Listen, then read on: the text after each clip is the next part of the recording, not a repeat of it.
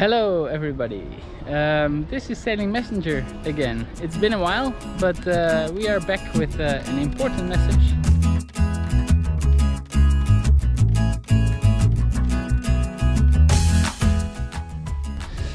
It's also a heavy message. We are selling the boat, and we weren't planning to actually. We wanted to use the boat for tourism and for own use here in Djibouti. But it appears to be really difficult to import the boat, at least expensive, and then starting a business is even more work and complicated. So it feels like a wise decision to just sell the boat. It's now in Djibouti, so maybe that would be ideal to find people that want to sail it from here to the Maldives or to the Mediterranean or whatever. But we're also willing to sail it to the Mediterranean ourselves after summer to get it more in a better position for you if you are the buyer. We have a video that we made 1.5 years ago with a tour around the boat. Here it is, the Messenger. A Trintella 3A, designed by Van der Stad. It's really heavy, it's 7.5 ton. It's 10.8 meters long, 3.2 meters wide, and the long keel has a draft of only 1.4 meters, which is really nice, and it allows us to tuck into really shallow anchorages. Let's get into a quick small tour through the Messenger. Oh, it looks very tidy today. That's coincidence, right? Yeah, of course. No, it's always like this. Yeah.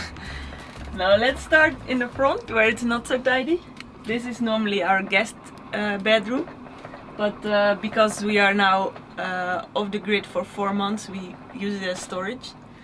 And here we have our second fridge, but we only use it when it's very sunny because it consumes a lot of energy. And this room has one hatch, and we put something up there to channel the wind in here, so we made it from a bed sheet, and it works very well. And this is the toilet area, but I will let you in. A small toilet, and on the other side a sink. It's a good area. So this is the living area, and there's quite some space to sit around the table with some people, so that's good. And we have a lot of storage places. Here, for example, that's our game cupboard, and we have a lot of games because someone asked for our games, right? Yeah, and we love to play games, so we have a lot. We often play Colonist of Catan. And someone asked about the curtains as well. My mom made them, and before we left, my mom was making a carpet of these squares, and then Hermen said, hey, maybe you can make also curtains for us and put them like 3 squares next to each other. And we did all different colors, and we quite like it. Yes. It's a happy vibe. That's the story of the curtains. Thanks for the question. Yes. And then we have the kitchen area, and we don't have a gimbaled kitchen.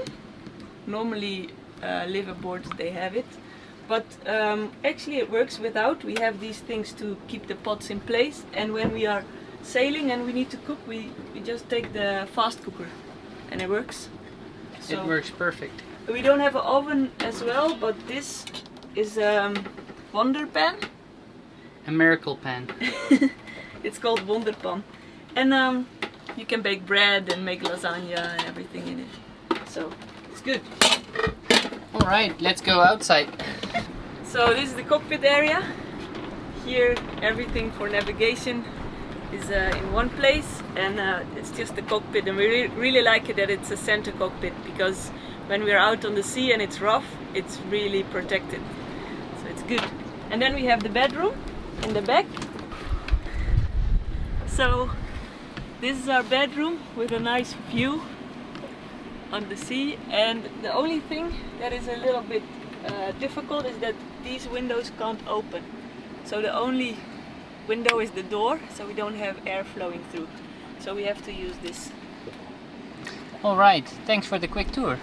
To move forward, we have 4 sails. We have a Genoa, a mainsail, and a mizzen. The last one we only use when we are sailing beam reach and close hold. with a broad reach, and running it doesn't really add speed. So in storms we have a jib stay. We made that ourselves by using an old main mid, and we just attached it to the front, and now we can just click on our storm jib, and it maybe takes 10 minutes or so. That's good. Then the engine, another way to move forward.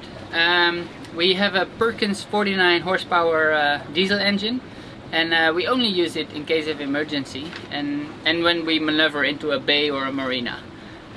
We had quite some issues with it over the past 2 years, but by now about everything has been refitted, and it runs really smooth, so we can rely on it.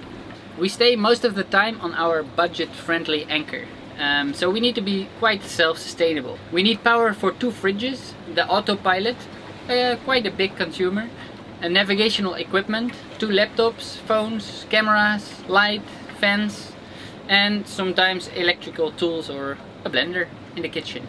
Our main source of electricity are 2 solar panels. You see them behind me. They can move with the sun, so that's really nice. In total the panels give 320 watts, and in general about 10 AM in the morning our battery pack from 360 amperes is completely full and stays 100% the whole day. And in case of emergency, when we sail long distances, we can use our engine, which runs 2 alternators as a backup. And one important thing is we try to save energy by only using 12 volts in general, and only when really necessary we use the inverter. Another great feature of this boat, it feels like I'm selling this boat, but it's just a good boat, is the tanks. Like, we have 400 liters of diesel in the tank, and we have 400 liters of water in the tank, so it's a big amount for the size.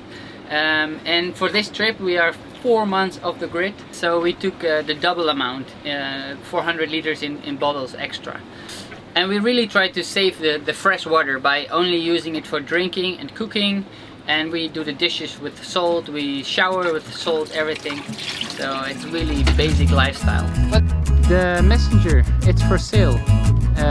Be quick, because there will be many people interested. Oh wait, peace out.